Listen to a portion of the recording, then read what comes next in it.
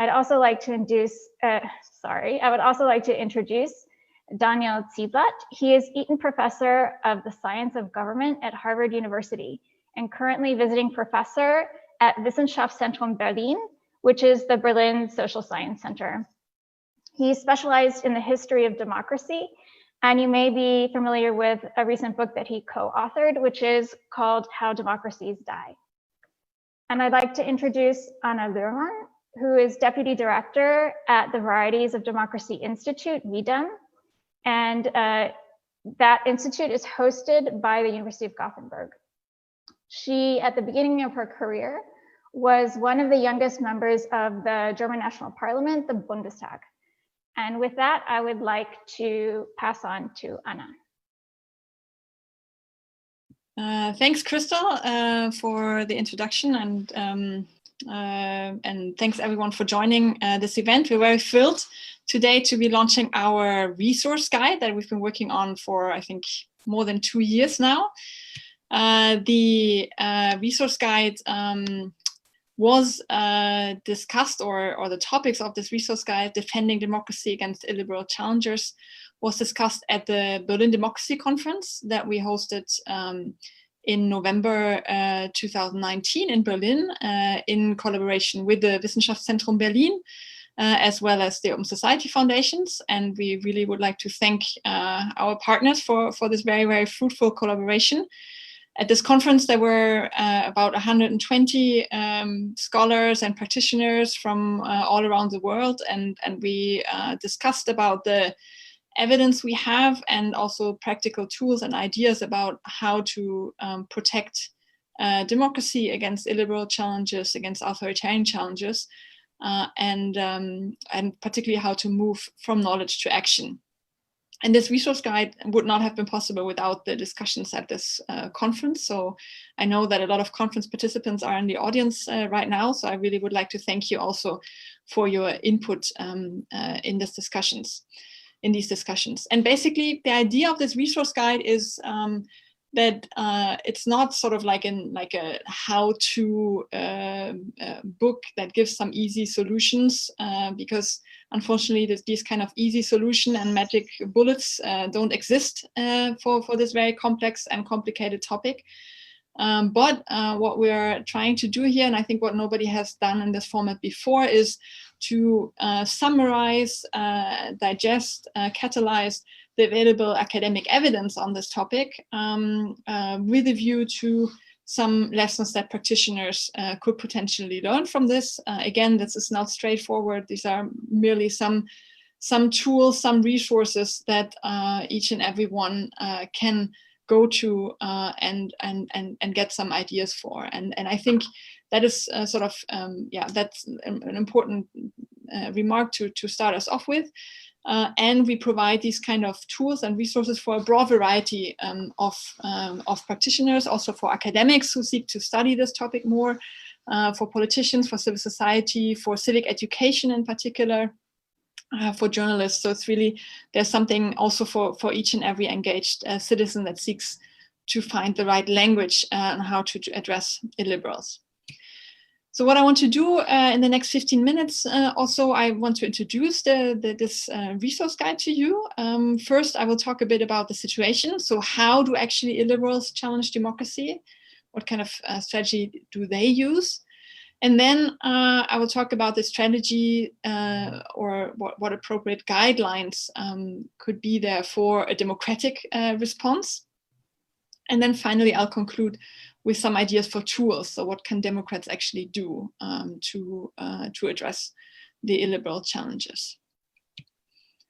So let's start. So I think there are two big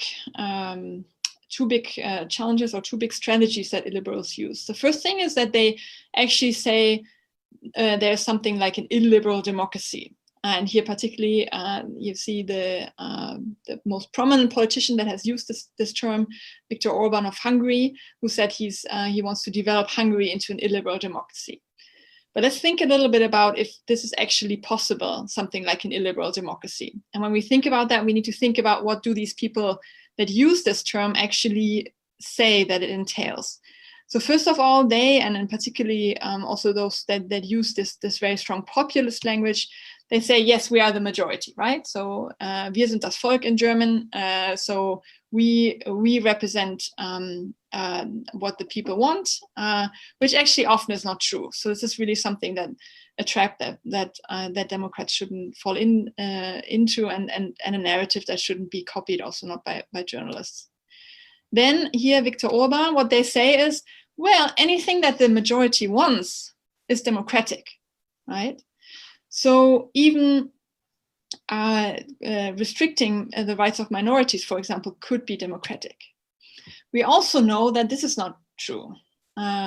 Since Popper, for instance, who thought about the paradox of freedom and about this, which means that basically if you give people the freedom to abolish freedom, then there's no more freedom.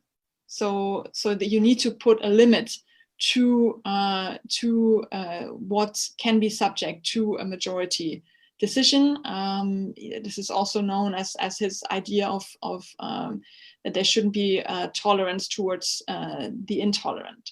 So no, not everything that the majority wants is democratic. This needs to be within certain boundaries and limits in order to maintain democratic standards also over a longer period of time, and also to allow everyone to participate in a democratic way. And then finally, what they say once they get into power, here we see Putin and Erdogan, they say, we are democratic. We came to office via democratic means, hence we are democratic. However, we know that since that there are liberal prerequisites of democracy. There is freedom of media, there's freedom of association. And if you, like Putin, put opposition politicians into jail, you can't really say that you were legitimized by a democratic process. So again, so this is another limit to using the term democracy in an illiberal context. And for these three reasons, first of all, that they're often actually not really representing the majority, these illiberals. Second, that there are limits to democratic decision making, and finally, there are prerequisites that democratic decision making needs, namely freedom of media and freedom of speech. And because of all this, I think we shouldn't talk of illiberal democracy. I think this is an oxymoron, and hence illiberal actors are actually a threat to democracy. Because illiberal actors are those actors that are not fully committed to the institutions and norms. They make a democracy meaningful, thinking of Dahl, and also enduring, thinking here of Popper, such as civil liberties and civil liberties for all, also for minorities, the rule of law, and also the separation of powers that helps to guarantee this. So that's sort of the, first of all, an important, I think, conceptual notion for understanding why illiberalism is a challenge to democracy, and also for understanding what we mean when we talk here about illiberal actors or illiberals or illiberal ideas. So it's those that are not fully committed to institution and norms that make a democracy meaningful and enduring. And if you want to see a nice graph with this, so basically how I would view this is that illiberals are somewhere in this murky spectrum between like the full authoritarians on the right side here and the democratic actors. But because they contest fundamental democratic norms, they can still be called undemocratic, and because they challenge it. But this is less unambiguously so than for like the full authoritarians who would argue, for example, for fascism or for a complete overturn of democratic institutions. So we're dealing with an actor here that is sort of in this murky middle, and that makes it so challenging.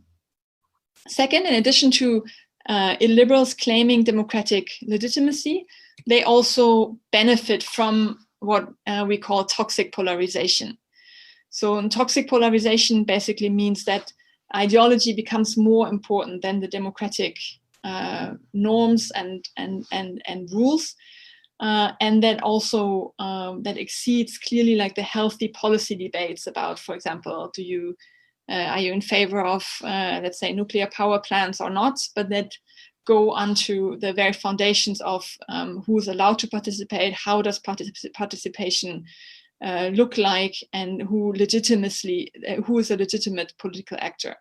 So it's really it's some kind of polarization that really rips apart the foundations of society. Is I think something that we can unfortunately visit very graphically in the US at the moment. And this polarization then often starts a vicious circle. So it's one group starts it, another one responds, and then contentious actions just drift society further apart, with the result that trust then also erodes. And this polarization both is fueled by these illiberal actors and they benefit from it. And this is, I think, very, very important to understand, that polarization is not something that is sort of a phenomenon that is exists in addition to illiberals and to the strengths of illiberals, but that actually gives them part of their strengths. So in fueling this, democratic actors also fuel the very source of the strength of illiberals.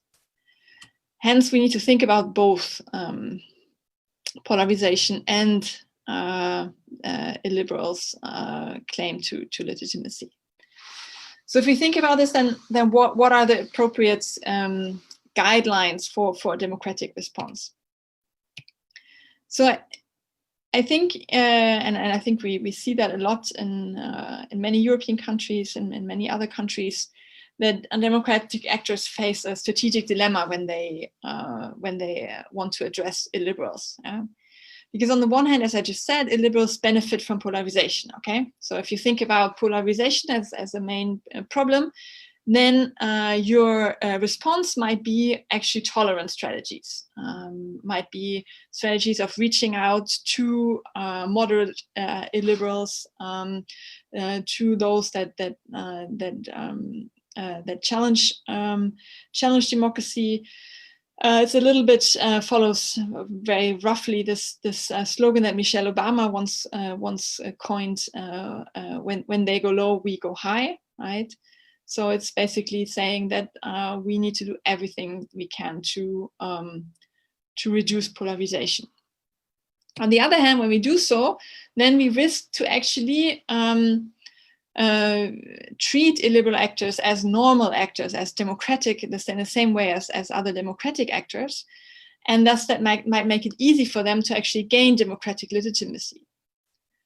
And thus, those people that worry a lot about this, they actually argue for rather militant strategies, or fighting fire with fire, as maybe Metallica would have said, right? So these militant strategies are, for example, party bans, are maybe also contentious action on the streets. So really sort of saying, no, they challenge the norms, so we challenge the norms as well. And that again then risks to fuel polarization. So there's an inherent tension here between these two aims and strategies: tolerant strategies on the one hand, militant strategies on the other hand. And I'm sure all of you that are on Twitter have witnessed a lot during recent years. You often find democratic actors either in the one camp or in the other camp. So it's like either we really need to show them that they're not part of us, or people saying we need to reach out, we need to reconcile, we need to heal. Yeah. We say, and that is sort of the main argument of this resource guide, that there's something in the middle. There's a strategy in the middle that we call here critical engagement.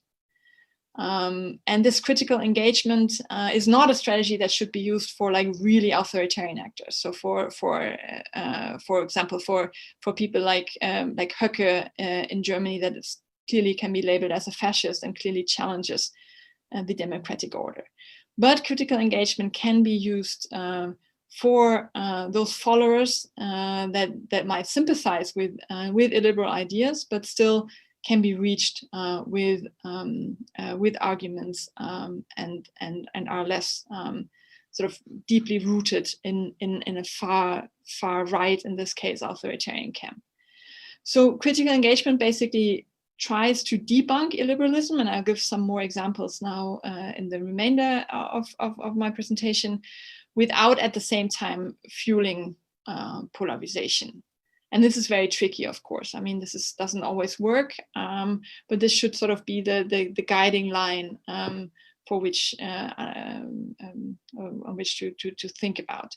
So basically, the idea is to reserve these militant strategies to the most radical illiberals, but at the same time also not to legitimize illiberal ideas.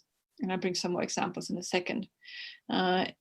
Contrary, the idea is to pull particularly those moderate illiberals that you might find here in this spectrum, to attract them, to pull them over to the democratic spectrum instead of pushing them away through further polarization. So that's the basic argument. And that again means, and I'm re-emphasizing this because I think I'm really puzzled by how little this is done. The main target group of these democratic responses should be moderate and weakly affiliated and potential supporters of these groups or parties. So those that might consider voting for them, those that might have joined a march maybe once but not regularly, those that still are in reachable for quality media, for example. So this should really be the main target group, to try to pull them over, to pull them away from these radical illiberals, because we cite much research in the resource guide that shows that illiberals can only come to power basically if those moderately illiberals and the more radical ones unite and support a government. We've seen that in European history. We've also seen that in the US with the Republicans uniting behind Trump. So the idea must be to take the moderates away from this, from supporting the hardcore illiberals or authoritarians. So that for me, that's the main thing, and then the aim to drive a wedge between those groups. And then again, and I'm re-emphasizing this again with a picture now here, because I think this is so important. So we see sort of like 3 strategies that Democrats can have. One is to mobilize other Democrats for demonstrations, for example, to turn out to vote. I mean, that's definitely important, right? Particularly bring out the vote campaigns and the such.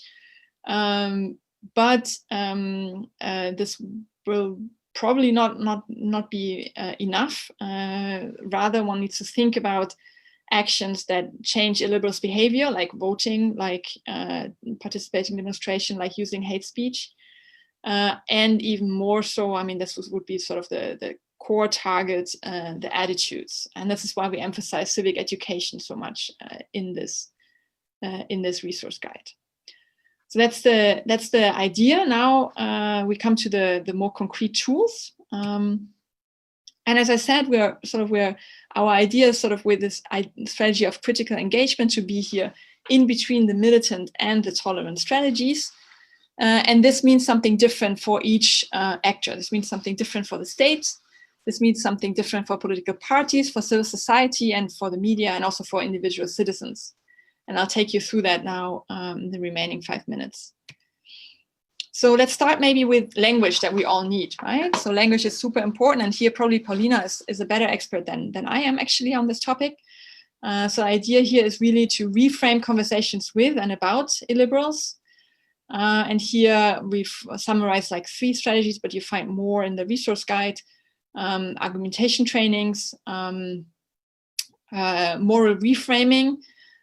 So sort of to think about what are actually the moral values that this group in between holds, and how can we reach that with a democratic message to sort of win them over, and at the same time avoiding repeating the rhetorical frames of illiberals, and instead force illiberals more to discuss about concrete policies and engage in logical arguments, because that's often something that they don't do that much. Instead of they just use sort of their own frames and narratives.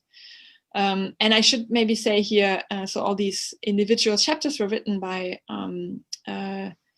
other people here from the V-Dem team. This one is from Dominik Hirndorf and Lydia Finzel and Serafin Merz. So big shout out to them and thank you for your contributions here. Now I come to the next chapter, which is about the social media, written by Lydia Finzel.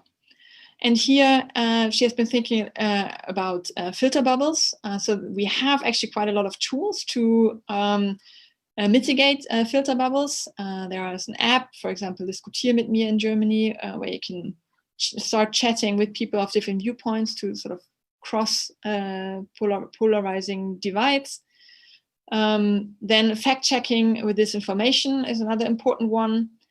And of course, to have tools and means to report hate speech and psychological support for those that are targeted by hate speech.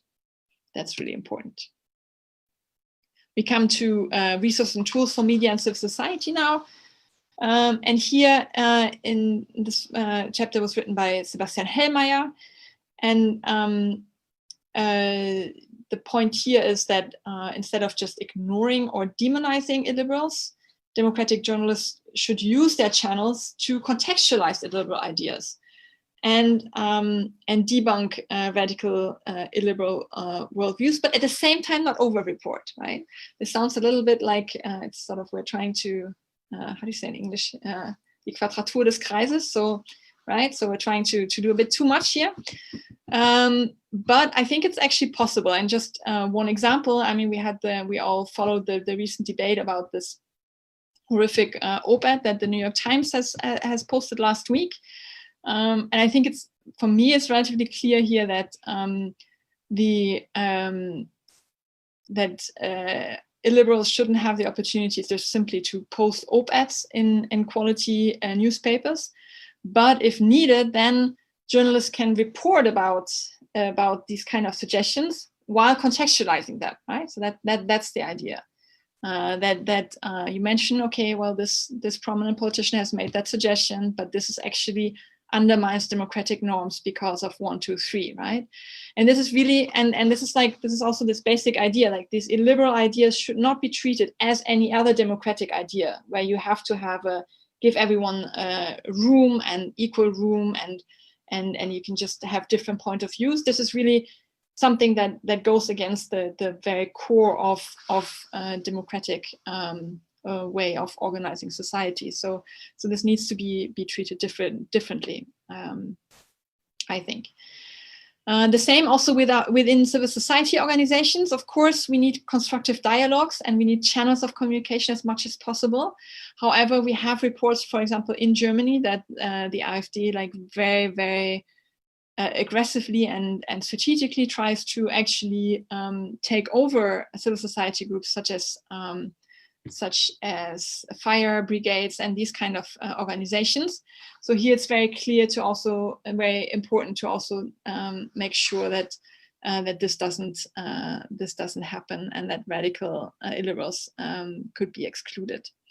And again, and this is something maybe Sebastian can say something later more to, where he has done a lot of research on. And violence is never a good option when mobilizing against illiberals. We have plenty of research that shows that not only like maybe from a normative perspective, it doesn't help, but also it doesn't help to achieve the end of gaining support for a cause. There's plenty of research on that. All right, moving on to civic education. If you take one thing away from this introduction here, it is more emphasis, more funds, more everything for civic education. I was really shocked when doing your research here with Dominik Hirndorf on this civic education that how badly funded it is often, and even in Germany where civic education historically is quite valued and quite important. Even there, a lot of civic education teachers are not properly trained, and they also don't really know how to deal with these illiberal challenges now. Do they have the right to say something? Do they have to say something? Are they not allowed to say something? So it's really important to emphasize that civic education does not need to be neutral, right? Civic education can be an education, needs to be an education for democratic norms and values. But of course, it should be non-partisan. So, but that means, of course, to say something for democratic values and for the rights of minorities, for example. This one we already had. Now I'm coming to the final slide and the final chapter on democratic political parties and politicians. And this is really a very, very challenging topic where we really clearly need more research. We sort of say that, like, what we take from where we currently stand is that democratic political parties and politicians should confront illiberal parties, but also at the same time not try to copy them. And this means that they should not be treated the same way as other parties, since they endanger democracy. And we know, I mean, if illiberals want to come to power, they need to build majorities. They often don't get majorities by themselves, but in countries with parliamentary systems by forming coalitions. So that's why many think that here, what we see here on this picture, where a Liberal Party politician was elected with the vote and with the explicit congratulations of the illiberal party in Germany, the AfD, that this is a mistake because they shouldn't be treated the same way as others. So coalitions should be off the table. But on the other hand, also the mere exclusion is not likely to work. On the other hand, they need to be confronted and challenged. And we also, for this resource guide, we did a brief study on looking at why actually far-right populist parties, as sort of like a very important subgroup of illiberal parties, has lost momentum, so either seats in parliament or participation in government in Europe in recent years. And this was mainly due to internal fights, splits, and scandals, right? So there we didn't find a single case where we could have said in a case study, look, this is actually because now democratic parties did 1, 2, 3, right? So so this is also like a little sobering maybe on the role of democratic parties. I mean, they need to sort of find an attitude towards illiberal parties, but maybe they can actually not do that much. On the other hand, they can also facilitate such self-destructive processes, for example, by putting pressure on the illiberal parties to moderate their position, or to sort of to really take a stand on a position that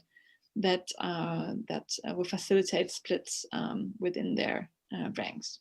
So that is sort of a preliminary finding here. And coming to an end now, I just want to say thank you to this amazing team that made this resource guide and also the Berlin Democracy Conference possible. We have here Sebastian Hellmeier, Vanessa Böse, Dominik Hirndorf, Lisa Gastaldi, well, that's me, Stefan Lindberg, the director of the V-Dem Institute, and here on the right, Serafin Merz and Sandra Gran and Lydia Finzer. So a big thank you to all of you for your great contributions and to the conference and to this guide.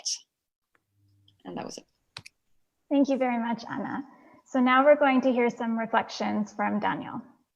Yes, thank you. Thank you for the presentation. Thank you, Anna, for putting this incredible project together. It's really, for those of us who've all been thinking about these issues for the last several years, you know, there's a lot of effort to diagnose the problem without much of an effort to, or as much of a systematic effort anyway, to try to develop something applied out of it. So this is very important. I'm going to comment mostly on on strategies of parties, that feature of the report, because I think there's a lot in there to talk about and to think about.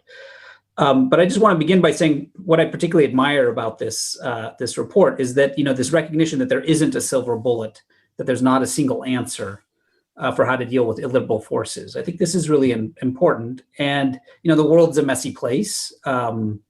And it depends a lot on how authoritarian the party is, how popular the party is, at what point in the life cycle of a illiberal party are you confronting this party, early in its life, late in its life. is the question: how do you deal with leaders, or do you deal with leaders maybe in one way, voters in another way? And I would add a kind of another complexity that your document hints at, but I'll come back to, which is what exactly is the goal? Is the goal to prevent these parties from gaining power, or is the goal to prevent to halt the growth and the popularity of these political parties? We'll come back to this. But again, I just want to say I like the document because there is no single answer. There is no silver bullet. And this may actually be frustrating to some policymakers. And it kind of highlights an interesting point about the difference between social science and public policy, because social science is probabilistic. So in the best of all possible worlds, we kind of know what's the average effect of any of these strategies, holding everything else constant. And the world's messy. So we're, as social scientists, are content with that. But if you're a policymaker, you kind of want to know, what's the decision? What's the right decision? So you kind of think here of the famous distinction between foxes and hedgehogs, Isaiah Berlin distinction. So social scientists are foxes. They know a lot of little things. The problem is policymakers have to be hedgehogs in the sense that they have to make a decision that they can't undo. And so, essentially what social science can do in this sense is to provide a catalog, as you described it, a list of all the options, a menu of options that have been used in different places or that theoretically could be used, to provide an accounting of the strengths and weaknesses of all of these. And then it's up to the policymaker to decide how to use these. And so I think that to try to search for a single silver bullet probably doesn't make sense. So I think actually the way you're approaching this makes a lot of sense. Okay, so just in terms of some general reactions, so as I said, I'll mostly focus here on the party's strategies. And just to remind everyone, as Anna laid out, the report identifies these three different ways that establishment or democratic parties can deal with illiberal parties. One is the kind of strategy of exclusion, which kind of has echoes of the militant democracy framework of Lowenstein and the idea of banning parties, perhaps, or refusing to talk to illiberals. That's at one end. The other end, another strategy is the strategy of integration. And I guess if I had to think of a political philosopher, I would associate this maybe John Stuart Mill, or somebody who thinks just allow the ideas to compete, and if there's a lot of bad ideas, they'll lose out. And in fact, it may even make sense to parrot some of the rhetoric of the liberals, to include them in governments and let them fail spectacularly, and this will discredit them. Then the third strategy, which I would sort of say evidently is the kind of preferred strategy. I think that the report seems to suggest that there's room for potentially all three strategies, but it seems to be making the case, I would say, for this kind of third strategy, which is somewhere in between these two extremes of confrontation. And so this is essentially the strategy of being publicly critical of illiberals, refusing to form coalitions, to form governments with illiberals, but on the other hand, not demonizing the individual voters, for instance. And so you kind of do two things at once: try to discredit these parties, but at the same time, try to de-escalate political competition, to depolarize. So this is a kind of sensible, I think, middle position. And it makes a lot of sense. So I want to kind of raise three questions that I think will help us flesh this out even further, potentially, or sort of issues that you guys have thought about and that kind of come up in current debates. So the first is this point that I made at the beginning, which is, I think it's really important, and you guys do hint at this, I think, this distinction between how to keep parties out of power and how you halt the growth in their popularity. So this is really a key distinction to make, because I think actually you can use constitutional hardball on the former, that is keeping them out of power, but I think a lot more subtlety is required for halting their electoral growth over the long run. So in other words, on the first point, how do you keep them out of power when facing the choice, on parties on the precipice of power, under no conditions, and I accept this proposition, under no conditions form governing coalitions with illiberal parties. And don't even try to do what the FDP did in Turingen earlier this year, where they showed a willingness to rely on the AfD to gain executive office. And the logic of this is pretty clear, that if you've identified a party as really a threat to democracy, to allow them into power, to allow them in the door of power, it's a changed game after this. And I think that the presidency of Donald Trump makes this point pretty clear. So don't fall for appeasement. And, I recently saw a quote from Winston Churchill when he was criticizing Neville Chamberlain. He defined appeasement as feeding the crocodile, forgetting that you too at the end will be eaten. And, I think that's essentially avoid that strategy. Don't feed the crocodile by giving him access to power. Okay, so that's the first point. I think that's pretty clear. The second point, though, it gets a little more complicated, is what do you do about halting the growth and the popularity of these parties? Because having this kind of hard line, might keep them out of power, but might paradoxically, in fact, increase, as you guys note, the popularity, or increase polarization, increase the popularity of these parties because they can portray themselves as victims and so on. So I would argue for a more subtle approach, and I think you guys do as well. And so I wanted to kind of push on this a bit more.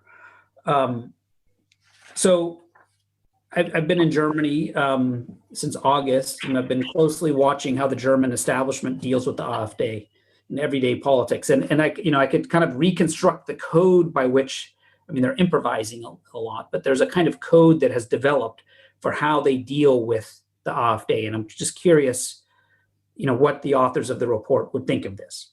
So again, if I had to reconstruct the code by which the establishment has kind of in a default mode dealt with the AfD, it's things such as don't invite AfD politicians to public meetings. And then when you don't, make sure you come up with some really elaborate rationales for why you haven't that sound very objective and neutral. Exclude them from official panels or parliamentary committees when you can.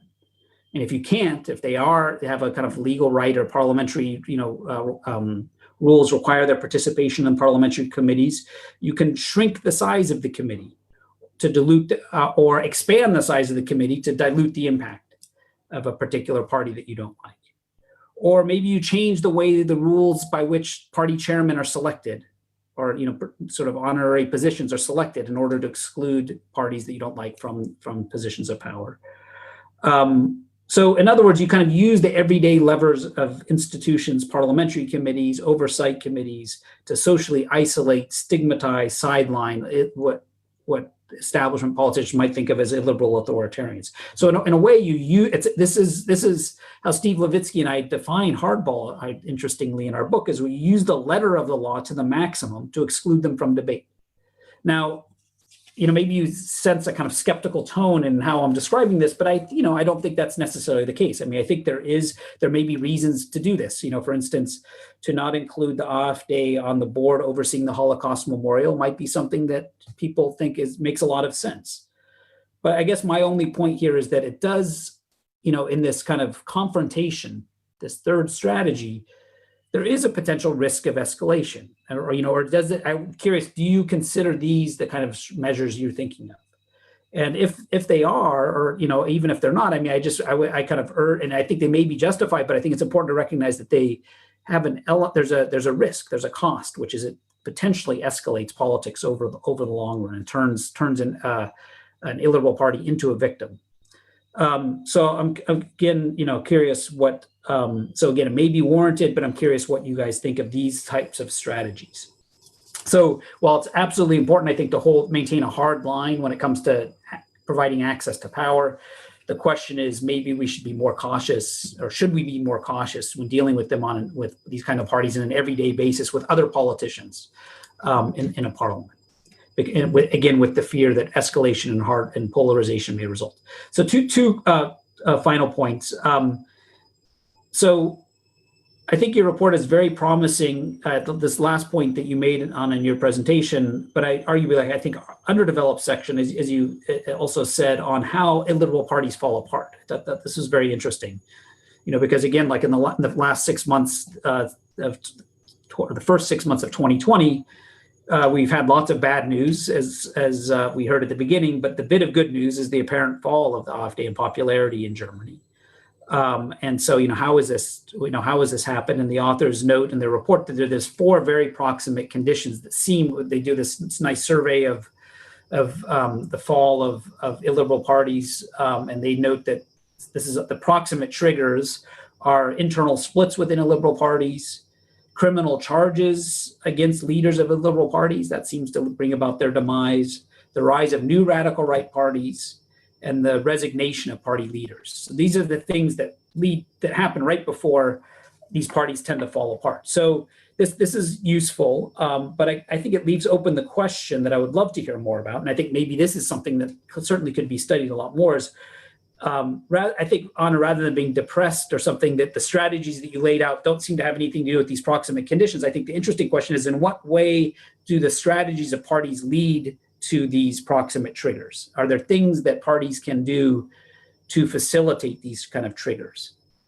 And you suggested one, which is, dividing the moderates and the hardliners within parties, something like this. But I think it might be useful just to think about how the strategies connect to the kind of more proximate triggers. And maybe it's not these strategies, maybe it's other things, other kind of constellations of factors lead to these triggers. And I think those might be worth thinking about more. Final point I wanted to make comes back to the point, one of the points that you made on at the beginning of your presentation, where you say these parties are not often actually democratic. I think that's absolutely right. And I think actually we don't take that point quite seriously enough, because nowhere, including in the United States, do illiberals gain a majority of the vote. And so, the kind of way we often think about this is that there's a kind of illiberal majority that potentially can oppress a liberal minority. But this is often actually not the case. I think it's basically never the case. It turns out, in East Germany, a majority of voters don't vote for the AfD. Even in Hungary, Orban's majority is generated partly through his electoral system, in the same way that Donald Trump's presidential majority comes through the Electoral College. So what this suggests is a kind of the possibility of a fourth strategy, I would say, which again, you guys kind of hint at, but I think it's its own strategy, which is the mobilization of democratic forces, a kind of doubling down on democracy. And, the idea here I have in mind is really, expanding access to vote, increasing voter turnout. And I think there's really a sense in the United States in the lead up to the November election that if you have mail-in ballot voting, if you have everybody turns out to vote, that you have democratic majorities. And I think actually what one sees in the protests in the United States over the last week is actually evidence of this, that I think that the majority of Americans, all of the opinion surveys, 80% or like 70% of Americans think that these protests are justified. I think Americans by and large are actually the majority are liberal. And so the way to defeat illiberals is to defeat them at the ballot box and mobilize democratic voters. And so to kind of double down on democracy in a sense. So what that actually kind of means, I think it means increasing voter turnout, increasing access to the ballot box. And it's sort of the opposite of, there was this kind of strategy of asymmetric demobilization to try to depress the vote for, in some ways maybe has led to this is a kind of strategy, I think, of the current government in Germany, asymmetric demobilization, of actually intentionally trying to decrease voter turnout. In a similar way, I think the Trump campaign in 2016 tried to do the same thing. What this suggests is that the democratic forces, the way to combat this is to mobilize democratic forces. So I think I'll end there. Great report. Thank you very much. And now we're going to hear from Pauline. Yes, thank you very much. I'm very thankful that the V-Dem Institute publishes such a rich resource guide. I second Daniel here. It's a great resource guide packed with very practical hints and ideas. And I also like to second how I really liked and appreciated that the report states several times that there's no one-size-fits-all food solutions. And I believe that is quite important to highlight.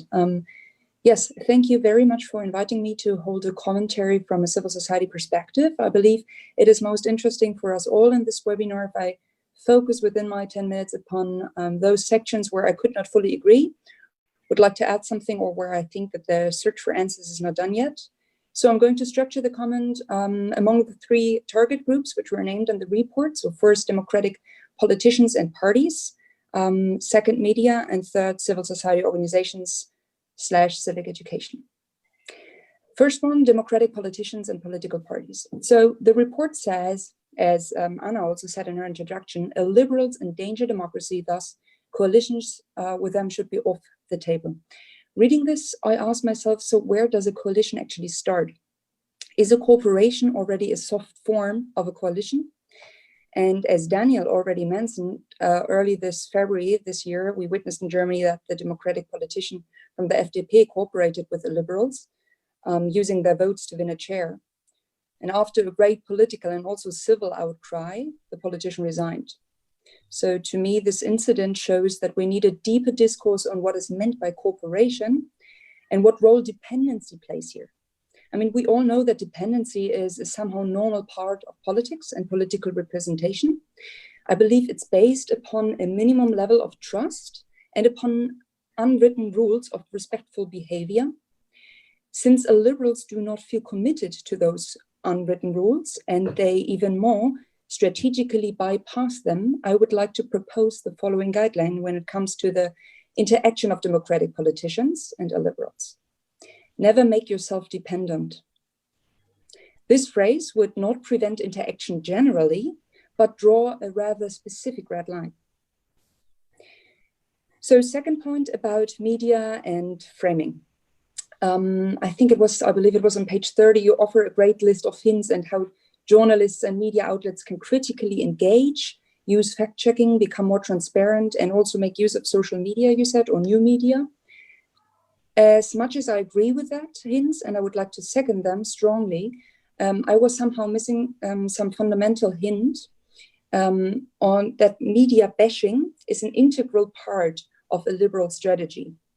May it be Fidesz in Hungary or AfD in Germany, blaming the bad critical media who aren't fair, who are maybe paid by foreign forces, who are members of the so-called dirty elites, whatever. I think this is an integral part of the strategy to delegitimize journalists themselves. So I believe that things like transparency and balanced reporting are good and needed. However, liberals on the rise will not be stopped by that, like we saw in Hungary. So I wish that there's a more clear, in a sense, of a given fact for journalists of different media outlets, that once they speak to liberals, for example, in an interview, they are speaking to a person who, once they turn their back on them, calls them an enemy. The last point, I've got a few more comments on civil society and civic education. So the resource guides recommends to engage in a constructive dialogue with, Anna, as you said, moderate liberals. I think I disagree partly here, or I have to ask again what you mean exactly by it, because I would definitely agree that we shall engage in a dialogue with voters and sympathizers of liberal parties. However, I would not agree when it comes to politicians, to elected officials who hold office. These elected officials know 100% who and what they support. And even if they may appear moderate in public, and when we say moderate, we compare them to extremists, and basically everyone should appear moderate compared to extremists, right? They play an essential role in the game. I believe that civil society organizations should engage much more with the whole democratic political spectrum, including leftists and traditional conservatives. The major difference which leads to the red line should be the indicator democratic or anti-democratic instead of moderate or extreme, I would say. This brings me to the second point. Civil society organizations must show more diversity in opinion within the democratic sphere. We as civil society in Germany are way too aligned, I think, in many questions, or better put, we kind of fear the actual democratic dispute. I can hardly remember, and I'm saying that including my own events or some of my own events, a panel discussion which was an actual discussion and not a gentle conversation within the last years. So tough questions on, for example, weapon export, austerity policy, or integration is very little critically discussed among civil society, but the opinions which are there and which are diverse are rather communicated individually, I feel. Third and last, I'd like to say a word concerning the strategic dilemma you were presenting between delegitimization and depolarization on page 15. What the civil society initiative I voluntarily work for, called Kleiner 5, promotes is a way in between. So we call it a radikale Höflichkeit, radical politeness. We talked about it on a couple of times during the last months and years. So we propose to respectfully engage with sympathizers and voters of the Liberals, to ask questions, try to understand the emotions behind certain beliefs and convictions, and at the same way to show a very clear red line when it comes to discrimination and group hostility. To practice radical politeness, however, you need one essential, and this essential I would call conflict capability. And I hope very much that we will find ways on how to train conflict capability as society much more, which would be in the section of civic education, which is underfunded, I believe, in schools, but also in online forums, during election campaigns, and in webinars. And I'll end the comment with saying how much I really loved the section, the paragraph 2 on page 32, I believe. It wasn't directly about countering or defending illiberals, but it read, promoting inclusive visions of the future. I really like that, and I appreciate this forward-looking tip. So thanks a lot, and I'm looking forward for the debate. Thank you very much. So we have a little over half an hour now to discuss. We have questions that came out of the panel discussions, which I'm going to just distill very into two key points, Anna, and put these to you for a quick response. But then I'd like to move directly to the questions from the audience so that we have enough time to get in a lot of those opinions. So to distill from the variety of things that Daniel and Paulina raised, from Daniel's points, I'd like to put the question to you: could a confrontation strategy lead to a cycle of escalation? And what are the kind of thoughts you have around that? And from Paulina's points, I'd like to distill the point: do we need more diversity within the democratic spectrum on the issues that we're all facing? Yeah. Let me start with the second one. I fully agree here with Paulina. So we need diversity and we need passion, I think, also in the democratic spectrum. No, I mean that's sort of so that people indeed understand alternatives, that they see also how democratic debates can be passionate without turning sort of too passionate by violating norms of radical politeness, for example, right? And also hints also a bit at something that Dani was saying earlier, that sort of in order to mobilize people to turn out to vote, for example, there needs to be sort of passionate, interesting, vibrant debates for the alternatives to vote for, right? So I think definitely there's something there, and this is something that we have not addressed too much in this guide of like sort of what, for instance, democratic parties could do to reform themselves. I mean, there's also a lot of research on this, but we decided to only focus on the question of how to interact vis-a-vis illiberal parties. And just as a side note on your other comment here, Paulina, I definitely think this engagement should happen mainly with voters and not with the elected officials, because indeed once you're there, you're quite you've made quite a choice, right? On the other question, if or Daniel's point, if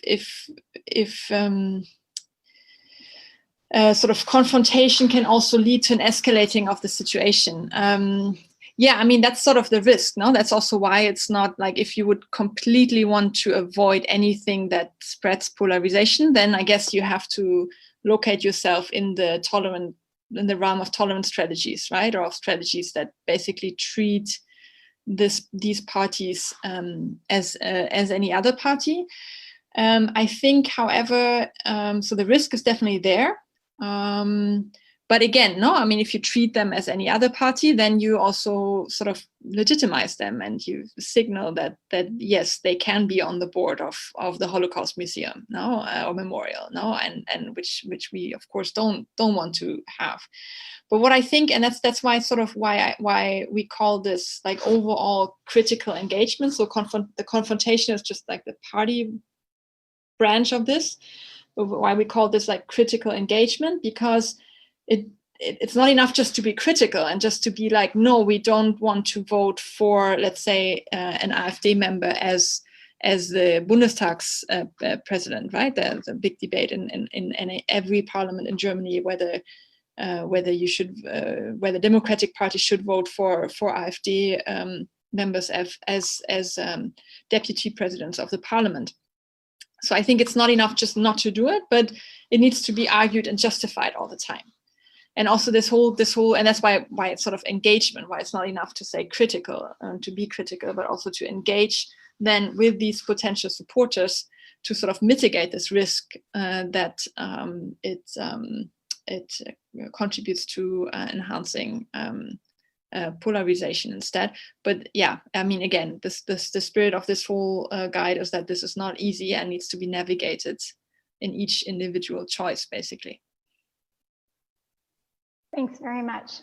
We have 22 questions on Slido, and I've been following also the questions that have gained in popularity. Please be aware you can vote for questions if they resonate with you, and they will increase up the ladder of what I see in the feed.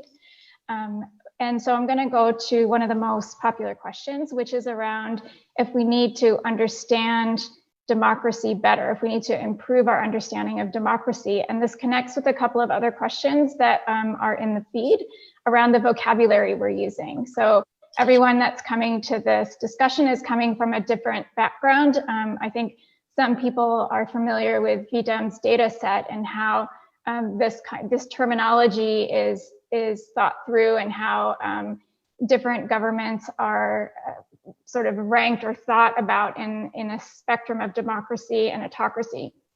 So what I'd like to do is first put the question to Daniel and ask him, do we need to improve the understanding of democracy? And if so, what would be some ideas or some examples of how this could work? And also, Anna, I'd like to put the question to you about the vocabulary. If you can give all of us a little bit of background about when we use the term, for example, illiberal, sometimes in some political context, that is sort of code for a particular party that is maybe on the democratic spectrum. So if you could help us understand when you say those words, that this is not a dog whistle for a particular political party, but you could give us some background into what that means. So one of the great things about V-Dem is that, and I'm not affiliated with V-Dem in this project, but I think one of the great things about it is that they have developed varieties of democracy. The whole point of the project is to they did a kind of canvassing of all of the different meanings of the word democracy, and then have gone around the world coding countries based on how democratic they are on all of these various definitions of democracy. So there's been a kind of proliferation of sort of different meanings of democracy. And so I think that's useful both to recognize the diversity of the concept, but also to have it in some way systematized or some kind of consensus. I mean, there needs to be some kind of consensus. The word can't mean whatever we want it to mean, or else we can't even have debates. And so I think it's important not to be so open-minded, as the saying goes, that your brain falls out. I think that the way that this report approaches it, which is to kind of think of liberalism as being part. I mean, this is a bit of a controversial stance that I think I tend to agree with, as Anna presented it, which is that you can't really. I mean, there's some people who do think you can separate liberalism and democracy. The criticism of this, though, is that there's a political criticism and there's a conceptual criticism. The political criticism, this allows illiberal Democrats to claim that they are Democrats when maybe they're not, because it's just a type of democracy. But I think the more kind of serious conceptual point is just that if liberalism means the protection of individual rights, and that's a shorthand, then it's really hard to imagine having a democracy that means anything without that. One can recognize that there are all sorts of unresolved dilemmas within democracy. I mean, I don't think democracy is is itself a silver bullet. I mean, there's this whole set of dilemmas within our concept of democracy that can't be solved just by redefining it. There are these dilemmas of, what do you do when a majority wants to repress a minority? For instance, that's this kind of classic dilemma. How do you square political equality and economic inequality? I mean, these are things that can't be solved just by rearranging the concept. So I think our concept's fine.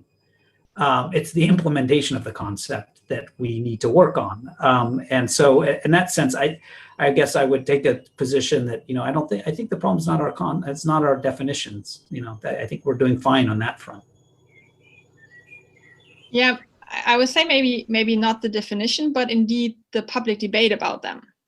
So I think, if you go to like political science, comparative politics, you have libraries full of discussions about the very points that you just mentioned. But then as soon as you start a public debate, it's way too easy for anyone to claim this is undemocratic or this is democratic, without actually sort of linking it back to what it actually means to sustain a democracy. And that's sort of, I think, also why I put this conceptual discussion so much center stage here in this guide, and also in my presentation, because I really think sort of in order to counter these illiberals, what we need is really sort of a public debate about what it actually means to have an enduring democracy and to have a meaningful democracy. Sort of what I always try to do is sort of, I try to go back to this very basic notion of rule by the people. I mean, this is sort of what everybody agrees on, what democracy is, right, as at the very core of it. And then try to think about, okay, what in order to figure out what the people actually want, what do we need, right? And then we end up with, if you want to throw political theorists around, then we end up at Dahl, of course, talking about that we need to have free media, that we need to have certain other ways of where interest can be aggregated in civil society groups, for example, and that without all these prerequisites, we can actually not know what the people want, and thus what the rule of the people is. And already this discussion that I'm making at the moment already gets too complicated again. So right, so I think what we really need to think more about is really like sort of the easygoing discussion and explanation of these things, what it actually means to sustain a democracy. Thank you. And Paulina, to bring you in, because your work deals with citizens a lot of times and their expression, their practicing democracy. So could you give us some examples of how, formats that help people understand or improve people's understanding of democracy?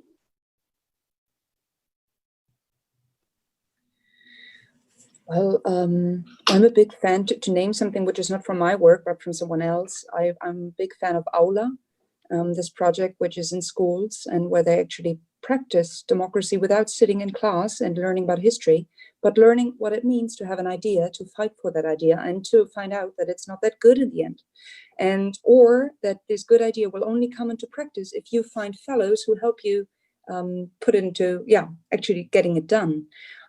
So for those who don't know it, Aula is a kind of app which they use in schools, where students can propose things for the school. There's a certain school budget. It can be used on, I don't know, let's say a common room. You propose you want a common room, and then everybody votes for it. And you're responsible because you dropped the idea. And if you don't manage to include all the different opinions on how that common room looks like, and if you don't find people who are willing to do this in their free time and to design the common room, then it will probably not happen. This is just a very rough overview, but I'm a really big fan of that because, I think it answers your question. It shows how democracy works practically and in theory in a way, without sitting in class. When it comes to conversations and the question of what is democratic, what isn't, does democracy mean the majority vote, or does it mean we always have to listen to the minority, what populistic voters say a lot? I felt that it really helps just to ask back. I ask a number of questions, and in the end, we find out pretty much that most of the person I'm talking to gets to the point, him or herself, that it's not as terrible as he or she thought it is. So I'm starting asking, like, since when do you feel like that? Do you think that everyone in Germany thinks that way? No? Why don't you think that I think that way? What happened in my life that I don't come to that point? And then these questions just bring us together, and they actually they take away all those headlines we've been reading in media, all those emotions we've got through our neighborhoods, through the media, etc. And we come to the core of what really drives people, which are mostly emotions and injustice. We just have very different understandings of what injustice is. If we define injustice from our own perspective, it's unjust because I feel mistreated, or if I look at certain groups which are most important to me. So yeah, I'm a big fan of Ola when it comes to civic education, and I'm a big fan of asking a question when it comes to the personal debate. Thank you very much. So we have a question now for Daniel, and it's about the strategies that you mentioned against populist parties. These can also be used by actors against democratic parties, although in my view, populist parties can also be democratic parties. But let's say that non-democratic parties can use the strategies that you mentioned, for example, expanding a committee or others, to weaken democracy. So I think the question here is, what is special about these strategies, and how are they kind of particular to defending democracy? Well, I think it's really, so it's true that these strategies have a certain questionable status, and so that's kind of why I raised it. And I think Anna also recognized that there's certain costs to behaving this way against illiberal parties. The distinction to be made, though, is one that the report also makes, which is that there are certain, and I don't really think the label populism is particularly useful here, but the critical point is the political party that you're excluding one that is abiding by democratic rules and norms or not? And if it isn't, then there's more of a rationale for doing this. If it is, then there's no rationale for doing it, and this is in fact acting in an undemocratic fashion.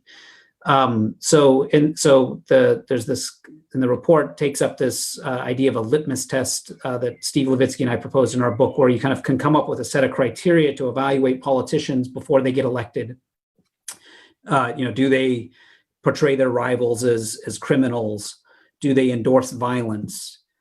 Do they express support for the existing democratic constitution? Do they accept the democratic rules of the game?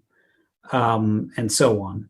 There's a finite set of criteria that one can use to identify a political party. If a party violates those, then there may be rationale for saying we're under no obligation to cooperate with these parties. And so I think it's a qualitative difference to be made between using those strategies against parties that violate these democratic rules and norms and those that don't. Now, of course, there's some judgment to be made, call to be made here, and I've made this argument before, and people will say, well, people say that Donald Trump's a threat to democracy and you would never cooperate with him. That means you're just as bad. But I would, my point is that, object facts matter. And if you have a political party that condones violence, then they're beyond the pale. If you have a political party that doesn't condone violence, then they're not beyond the pale. You may disagree with them in terms of their stance on healthcare, on COVID, on whatever, all sorts of legitimate policy issues to disagree with. But do they abide by, and do they promise to abide by, and do they seem to provide evidence that they're going to abide by basic democratic rules and norms? And if they don't, then there's a reason to think that it's okay to exclude them. Thank you, Anna. So this question is going to go to you, and it's about who decides which ideas are too radical or too illiberal to be printed by reputable media outlets. And I think this is referring, says in the question, to the New York Times op-ed. Mm-hmm. That's an excellent question. So we've put in this guide, and in particular, we've addressed this guide to various democratic actors in various fields, right? So it basically, in this case, particularly because it's not like not like explicit language explicitly violating a law, but because it's in the sort of in this gray zone that from my perspective is already clearly towards the anti-democratic side.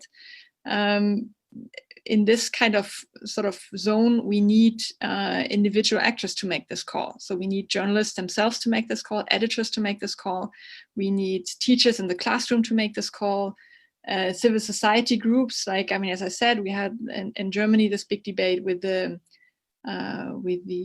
sort of the voluntarily fire brigades. I think that's the English word. So it's really sort of, it is a struggle that, first of all, that people in these kind of positions have every day. And I've been approached by a lot of people. For example, my brother is a teacher, and he, like, when I started working on democratic erosion a few years back, he was like, okay, so what does this mean for me in the classroom? And I was like, whoa, that's an excellent question, actually, right? So I really think this is, like, democracy can only be defended by Democrats in their different positions. What we can do, sort of as scientists, we can discuss some guidelines, some standards, some lessons learned potentially from other areas, and then, of course, there are also cases where sort of state authorities need to come in. For example, as we've seen in Germany now with the AfD or parts of the AfD being under the surveillance of the how do you say this? The Verfassungsschutz, which is something like the branch of the police in this sense, no? So these kind of decisions can be made, must be made. And I'm thinking here also in particular when it comes to words like hate speech and opportunities to prosecute that. Here, I think there is room for sort of state engagement. But before that, really, it's a process that society as a whole needs to negotiate.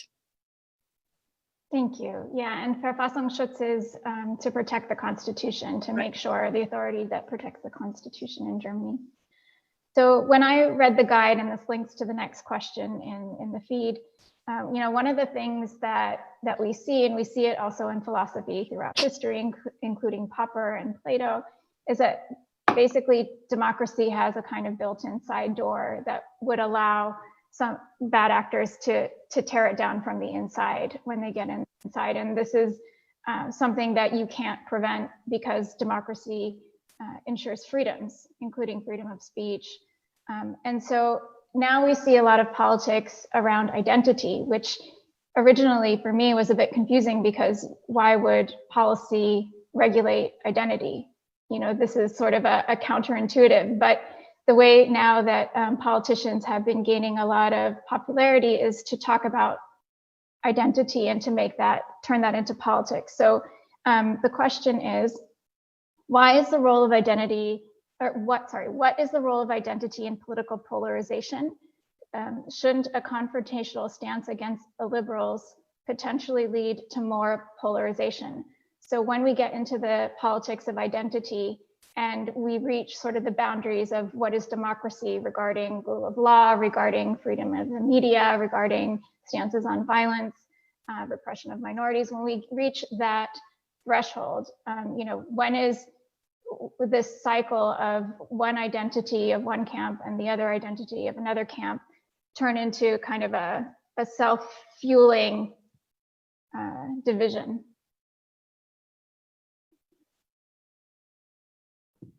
Is that for anybody in particular? Sorry. Yes. Why don't we start with Paulina, and then we'll do maybe a round of us. Okay, I can try, but I'm 100% sure that Daniel and Anna are much better in answering that. I'm just going to drop a few thoughts and you pick it up and see where you go, okay? So first thought is identity politics in German. When you hear the term, most people immediately think of left identity politics. That is, of course, not true, that there's a majority of identity politics as leftist. There are right identity politics as such and many others. which are very important. And I believe that identity is a crucial point to illiberals as they are defined in a we and them world, as there is a bipolar world in the logics of populists already. So I believe that the we is a very important point. And I'd like just to add a question to the two others who are answering after me, the question of, is there a difference between identity politics or identification politics? Because what I observe in Germany, I don't know about other countries, is that AfD strategically works on an identification we and not an identity we. So they, for example, they stimulate the feeling of whether you're safe in your job or not. Look to those people who are not safe in their job and identify yourself with them.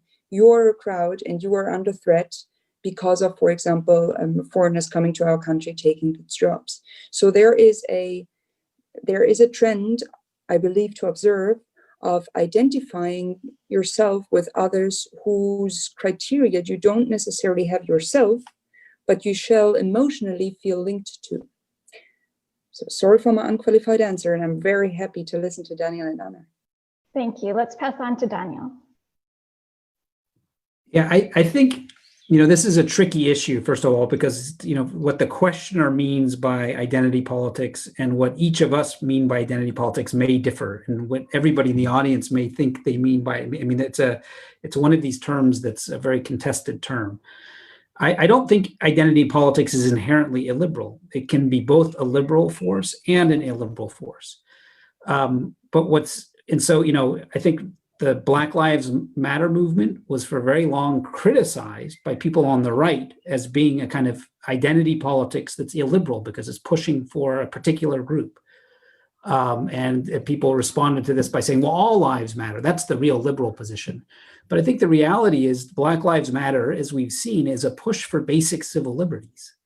So it's inherently democratic and liberal. It's pushing for equal treatment.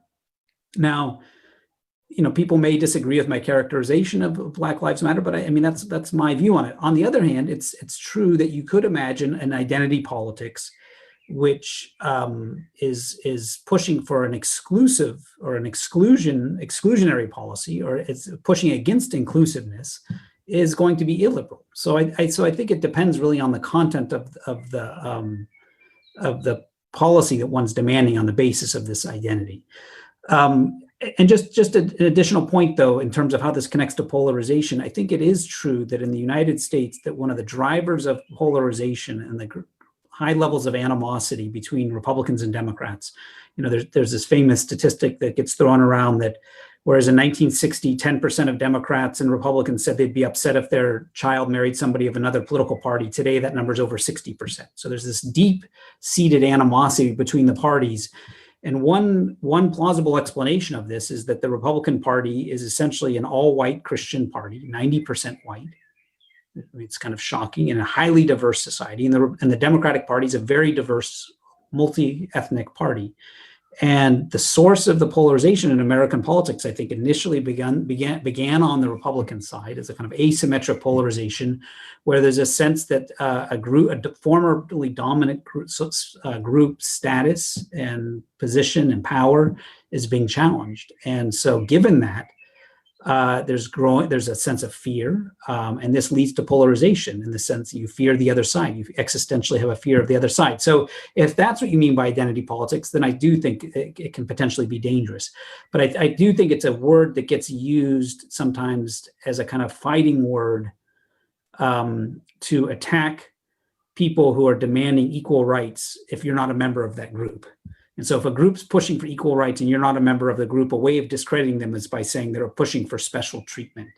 When often what the groups that are demanding for equal rights are just demanding equal rights. Anna. Yeah, I agree with both what Paulina and Daniel have said. I just want to add two thoughts on this. First, when I hear the word identity politics, maybe that's my German background, I first think of identitäre Bewegung, which is like a radical right movement, right? That has a very exclusionary frame of what it means to be German, what it means to be Austrian, for example. So that's sort of the first thing that comes to my mind. But in general, I would agree that identity politics per se doesn't have to be neither illiberal nor democratic, right? So that's one thing. And then the other thing, like when I started working on this topic, I thought a lot, and I was sympathizing a bit with this idea that sort of because that as soon as sort of identity related topics become salient in a society, be it to who is part of the society, sexual identity, voting rights, all these kind of issues, immigration, that fuels polarization if these issues are salient, because this is not something you can choose, right? This is something you are, right? So you can choose to be a communist or not, but you cannot choose to, I don't know, to all of a sudden be a non-white or something else. So that was an argument that I actually brought forward a couple of times in debates, and then somebody told me, well, actually, no. Think about like the 20s and 30s of last century in Europe. I mean, there you had like crazy polarization among people mainly for socioeconomic issues and sort of ideological issues that are not, maybe one could also construct that they are identity related, but then everything is identity related, right? But that are more on this idea of communism, not communism, and these kind of issues. So I actually I don't. So I've changed my opinion on this a bit. So I don't necessarily see the salience of these issues sort of as a necessary driver of polarization, and plus then also some, I mean, not every sort of a bit to like what Paulina said earlier, like some contentious issues also just need to be raised, and like Black Lives Matter also. No, I mean it's like it would be wrong to say that these issues shouldn't be raised just because they might upset somebody at the other end of the political spectrum, because they sort of call for necessary rights and essential civil liberties that are important for a democracy. So Thank you. We're down to our last 5 minutes. So the next two questions are similar.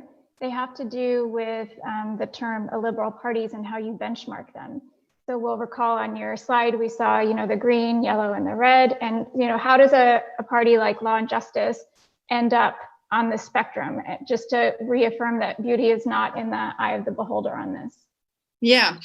Indeed. So I think that's really, for me, that's clearly the research frontier that is super important, that I'm also currently working on. Actually, how do we exactly define and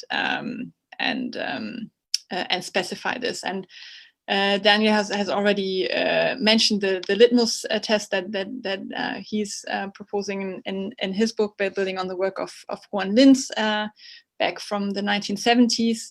So these are really like 4 criteria that I think are very important. I'll just read it out, and you can also like read it either in Daniel's book or also here in this resource guide on page 18.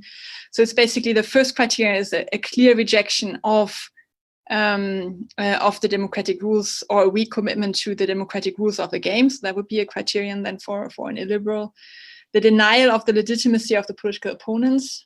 Yeah, and here again, the denial of the legitimacy of democratic political opponents, right? It becomes complicated if you're dealing with a political opponent that actually is an illiberal as well, then of course you can make arguments that deny the legitimacy.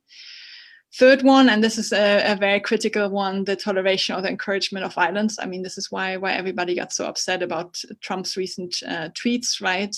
This is clearly something that is in the illiberal spectrum. And for the readiness to curtail civil liberties of opponents, including the media. So these would be four criteria that we have also now undertaken as a sort of a new project in the V-Dem Institute to measure in parties. And we'll hopefully, like at the end of the summer, we'll present some results of that, where we can sort of, using our methodology and our expert coders, actually identify to what extent politicians and parties have shown these traits before they got elected to office. So that those would be some criteria, and of course, ideally there would be some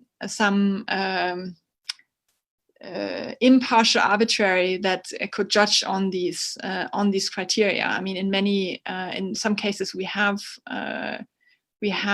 similar issues that can be brought forward to courts. But in many cases we don't. And then also, of course, here we can also ask questions. So I think sort of I understand your question, Crystal, or the question of or the person who has asked that question. Sort of there is the wish that there would be this neutral arbitrary that then tells us, okay, this party is here and this party is there. We can only, I think, attempt at getting at this by spelling out these kind of criteria and a measurement framework where we can find this. And my assumption is that at least in recent years, the Law and Justice Party also scores somewhere on the spectrum. Maybe not as high as others, but somewhere.